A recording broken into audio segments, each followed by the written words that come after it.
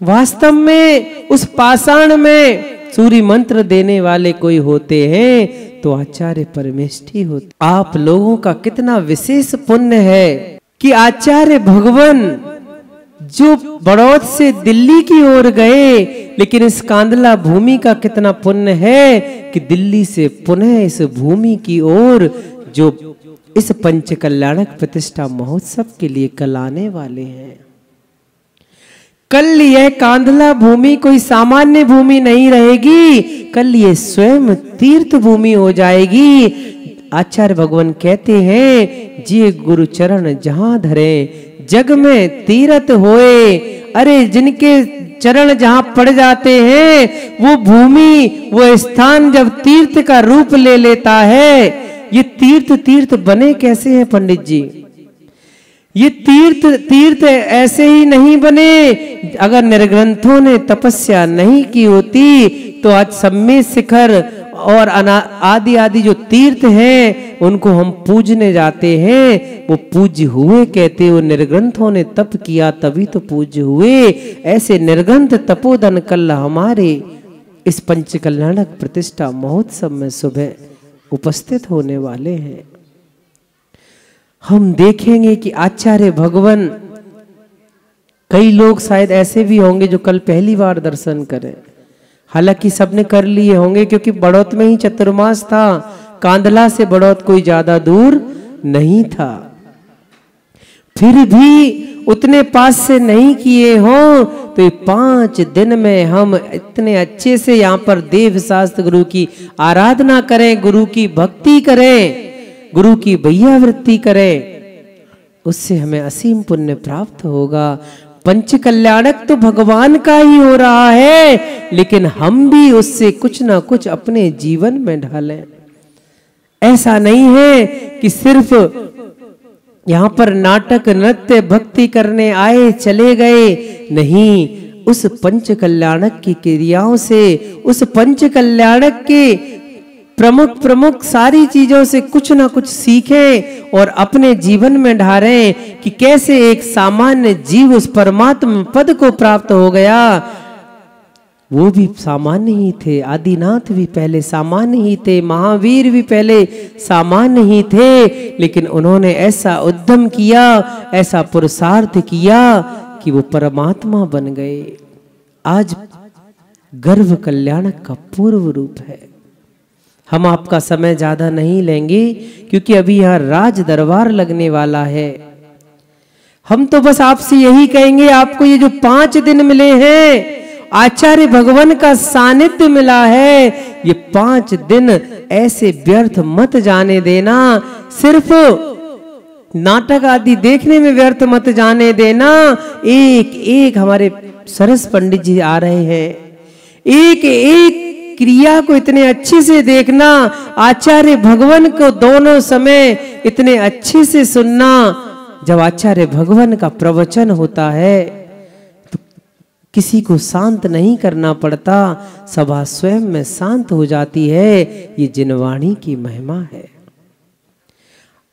आज विश्व में आचार्य भगवान एक विशेष प्रवचनकार के रूप में जाने जाते हैं। जो जीव एक बार उनके प्रवचन सुन लेता है, उसका बार बार उनके प्रवचन, उनके दर्शन करने को मन लालायित होता है। तो कल से हमें वो पुण्य मिलने वाला है। 5 दिन तक जिनकी दिव्य धुनी यहाँ पर खिलने वाली है, केवल ज्ञान के दिन देखेंगे कि जब भगवान को केवल ज्ञान होगा तब समशरण में गणधर के रूप में आचार्य परमेष्ठी विराजेंगे, उनकी दिव्य धुनी खिलेगी। तो हम 5 दिन तक, वास्तव में हम आपको कुछ सुनाने नहीं आए, हम तो बताने आए हैं कि अब आचार्य परमेष्ठी कल आने वाले हैं। 5 दिन तक ऐसा कोई भी अवसर मत चूकना, क्योंकि बहुत पुण्य के बाद, कई भवों के सुपरिणामों के बाद आपको ये अवसर प्राप्त हुआ है। अगर ये अवसर भी ऐसे निकल गया तो फिर तुम्हें कौन समझाने आएगा? क्योंकि आचार्य भगवान भी फिर यहाँ से सहारनपुर, फिर आदि जगह बिहार करते हुए निकल जाएंगे। इसलिए जो विशेष आपको ये 5 दिन मिले हैं, जो पंच कल्याणक प्रतिष्ठा के आपको 5 दिन मिले हैं, ये 5 दिन ऐसे ही मत गवा देना। इन 5 दिनों में जितना ले सकते हो लाभ, उतना लाभ आचार्य भगवान का जरूर लेना। इस पंच कल्याणक महोत्सव से कुछ ना कुछ लेकर जरूर जाना, जिससे हमारा जीवन भी सुखमय हो जाए। जब भी विपत्ति के दिन आए तो कैसे समता धारी जाती है। शक्ति होते हुए भी दूसरे पर प्रतिकार नहीं करना, वास्तव में यही तो अहिंसा धर्म है। क्या पारसनाथ भगवान में शक्ति नहीं थी? कितने उपसर्ग हुए, समता से सहन करते गए, तो आज जगह जगह पूजे जा रहे हैं। ऐसा कोई जिनालय नहीं होगा जहां भगवान पारसनाथ स्वामी की प्रतिमा ना हो। इसलिए हम भी इस पंच कल्याणक प्रतिष्ठा महोत्सव से इतनी समता सीख कर जाएं, इतना धर्म अर्जन करके जाएं, इतना पुण्य अर्जन करके जाएं कि कभी कोई विपत्ति भी आए तो हम समता से उसको सहन कर सकें, उसमें आकुल व्याकुल ना हो, और आचार्य भगवान की देशना का सब लोग अच्छे से लाभ लें, अच्छे से उनकी वैयावृत्ति करें। बस इतना ही कहना चाहेंगे, क्योंकि हमें भी पता है आप हमें सुनने नहीं बैठे हो, आप तो जो यहाँ मंच पे अभी कार्यक्रम होने वाला है उसको देखने बैठे हो। क्योंकि आज के समय में पंडित जी जिनवाणी सुनने कितने से लोग बैठते हैं। सबका मन जो राग रंग आदि क्रियाएं उनकी ओर ज्यादा रहता है, फिर भी कैसे भव्य जीव है, कितनी शांति से माँ जिनवाणी को सुन रहे हैं। भैया विश्वास मानना, आचार्य भगवान कहते हैं जिस जीव का इस काल में श्रद्धा से माँ जिनवाणी सुनने में भाव लग रहे हैं, उस जीव से पुण्यात्मा, उस जीव से सौभाग्यशाली जीव और कोई है ही नहीं। इसलिए हम अपने जीवन में करते रहे, इसलिए हम अपने जीवन में कुछ ऐसा करें, हम भी अपने जीवन को उत्कृष्ट बनाएं, धर्म की ओर अपने आप को ले जाएं। ऐसा नहीं है कि कैसे आए थे और ऐसे ही चले गए। जन्म लिया, पढ़ाई लिखाई की, नौकरी की, शादी हुई, बच्चे हुए और काम करते करते वृद्धावस्था को प्राप्त हुए और वृद्धावस्था में मर के चले गए। क्यों आए थे, क्यों चले गए, कुछ पता ही नहीं। कितने ऐसे जीव हैं जिन्हें अपनी आत्म धर्म का बोध ही नहीं है। कितने ऐसे जीव हैं जिन्हें पता ही नहीं है कि धर्म है क्या, आत्मा कौन सी वस्तु है, उनको यही नहीं पता। तो भैया कल से हम आचार्य भगवान के मुख से सिर्फ यही सुनेंगे, हे भव्य, हे ज्ञानी, हे आत्मज्ञ। कल से हम अपनी आत्मा का परमानंद उनके मुख से रसास्वादन करेंगे।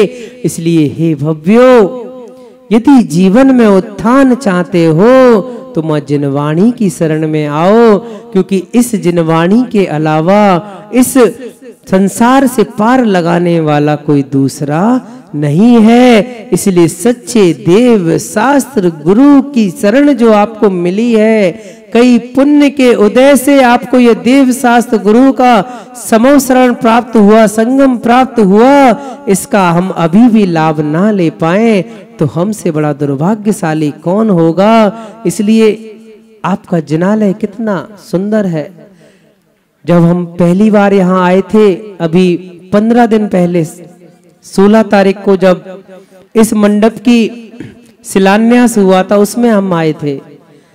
तब हमने जब पहली बार नेमिनाथ भगवान के दर्शन किए तो मन इतना आह्लादित हुआ, इतना अंदर से प्रसन्नता हुई कि कैसा भव्य जिनालय है, कैसे भव्य भगवान है, कैसा आप लोगों का पुण्य है। भैया कभी कभी अपने आप से ही अपनी पीठ ठोक लिया करो कि आपको प्रतिदिन नेमिनाथ भगवान के दर्शन प्राप्त हो रहे हैं। आपके जिनालय में कितनी प्राचीन प्रतिमाएं हैं।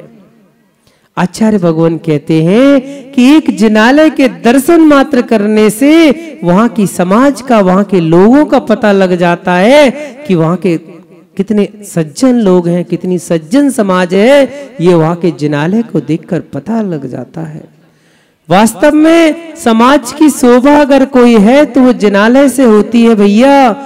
तुम कितना भी सुंदर घर बनवा लो, कितना भी अच्छा महल बनवा लो, तुम्हारे महल को तो वही देखने आएंगे जो तुम्हारे रिश्तेदार होंगे, तुम्हारे घर वाले होंगे। लेकिन जब कोई बाहर का व्यक्ति आएगा, जिनालय के दर्शन करेगा, वो मंदिर जितना सुशोभित होगा, वहां के भगवान जितने प्राचीन, जितने अद्भुत होंगे, उस भगवान के दर्शन करने से ही उसको पता लग जाएगा कि यहाँ की समाज कितनी समृद्धशाली है, कितनी पुण्यशाली है। इसलिए भैया हमेशा अपने नेमिनाथ भगवान की जय बोलते रहना और कभी उनसे दूर मत जाना, क्योंकि जो देव शास्त्र गुरु का सानिध्य आपको मिला है, जो नेमिनाथ भगवान की शरण आपको प्राप्त हुई है, ये बड़े पुण्य से मिली है। यदि अभी भी आप इनसे कुछ लाभ नहीं ले पाए, पूजा करना, अभिषेक करना, लेकिन कभी उस प्रतिमा को देखकर ऐसे भाव भी करना, हे भगवान, जिस पुरुषार्थ से आप उस पुरुषत्व को आपने प्राप्त किया है, हे भगवान, मैं भी उस मार्ग पर कैसे चल पाऊं। आचार्य बादीप सिंह सूरी छत्र चूड़ामणि ग्रंथ में कहते हैं, हे जीव, मैं कौन हूं, मैं कहां से आया हूं, मुझे कहां जाना है, मेरे लिए उपाधि क्या है, मेरा गंतव्य स्थान कौन सा है। जो जीव इन सब बातों पर विचार नहीं करता, उस जीव का जीवन पशु के तुल्य है। जिसे पता ही नहीं कि मैं कहां से आया हूं, मुझे कहां जाना है, मुझे ये मनुष्य पर्याय कैसे प्राप्त हुई, मुझे ये देव शास्त्र गुरु का सानिध्य कैसे प्राप्त हुआ, जिसे यही नहीं पता वो कभी उनसे अपना कल्याण नहीं कर पाएगा। और जिसे पता है कि मैंने पूर्व में बहुत पुण्य किए होंगे, देव शास्त्र गुरु की भक्ति की होगी, गुणों, महापुरुषों के गुणों का अनुवाद किया होगा, अपने मुख से उनका उच्चारण किया होगा, उनके गुणों का गान किया होगा, तब कहीं जाकर हमें इस खोटे काल में आकर भी देव शास्त्र गुरु की शरण मिली। अब भी अगर हम कुछ नहीं कर पाए तो छठम काल से जाने से हमें कोई नहीं बचा सकता। इसलिए हम सब उन देव शास्त्र गुरु के सानिध्य को प्राप्त करके इस पंचकल्याण को प्रतिष्ठा महोत्सव में हम सम्मिलित हुए। आचार्य भगवान का जो सानिध्य कल से मिलेगा, उसका यदि हम कुछ भी लाभ ना ले सके तो हमारी ये मनुष्य पर्याय व्यर्थ चली जाएगी।